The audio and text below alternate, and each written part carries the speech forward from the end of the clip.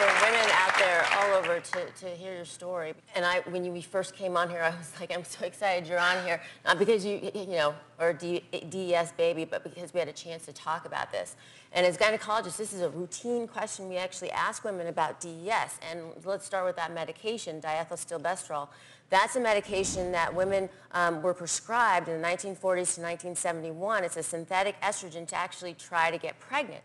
And we didn't know until after 1971, when they pulled it off, that actually it was associated with a specific type of cervical cancer as well as vaginal cancer that develops young in the babies of the mothers who took this. And then it did affect your fertility in some respects. It did. You know, I think it's really hard as a woman. I was so young, and to be diagnosed with cancer, and then to think about my future, thinking about what man would ever want to marry me, because you know, I'm so young, but I'm basically been told I'm barren.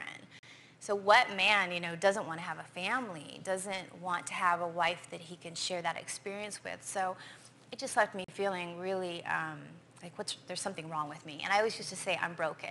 I would tell everyone, I'm broken, you know, and I know, you know, when I met my husband, I said to him, I don't think you should marry me because you want to be a father more than anything in the whole wide world. And I can't give that to you. Well, you're living proof that DES daughters are not broken, and you found a fantastic man, and you ended up having 2 beautiful babies over there, which you would never know that you had difficulties with that pregnancy. Oh my gosh, so many difficulties. And let me go ahead and introduce your husband, David, and your 2 beautiful children, Levi and Madison, who are joining us. Because you didn't give up. You didn't give up. And hey, David. So they are living proof.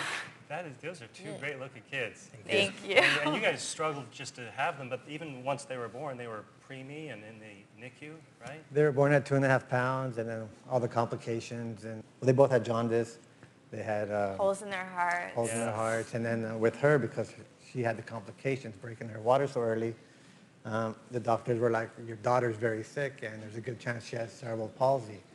Wow. So just they walking in the room. Her heart they tried 4 times to intubate her. Wow, they couldn't get her intubated, and then getting they had all to that restart info her heart. so quick it was overwhelming. And then one of the nurses, her name was Susie, and she said, "Is that your daughter?" And I said, "Yeah, that's ours." And she was like, "She's a feisty one. She's not dating until she's 30." And I kind of like, looks like they're doing great.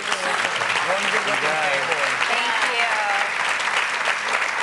And I think one of the takeaways in your story, and Dr. Lisa, you preach this a lot, is that when pregnant women take medicines, their unborn babies are also taking medicines. And that's why we have to be so very careful. If you're pregnant, you need to know what you're putting in your body. It's always better safe than sorry. And also, this is one medication that you need to know if your mother took.